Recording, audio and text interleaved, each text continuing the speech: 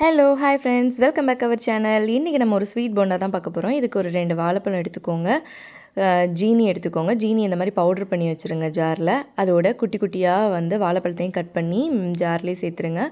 2 ஏலக்காய் அதை அதோடு சேர்த்துட்டு உப்பு ஒரு பிஞ்ச் போட்டிங்கன்னா அந்த ஸ்வீட் கொஞ்சம் நல்லா என்ஹான்ஸ் பண்ணி கொடுக்கும். அதுக்காக தான் உப்பு சேர்க்குறோம். இப்போ நல்லா மிக்சியில் போட்டு அடித்தாச்சு.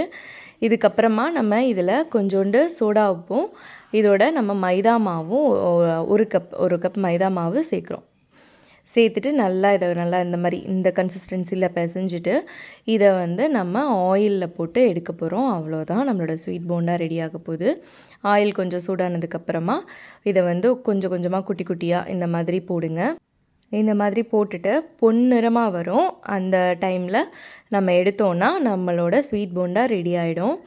இப்போ ஸ்கூல் விட்டு வர பசங்களுக்கு ஸ்நாக்ஸ் அந்த மாதிரி ஏதாவது கொடுக்கணும், சீக்கிரமே செய்யணும் அப்படின்னா இது மாதிரி ட்ரை பண்ணுங்கள்.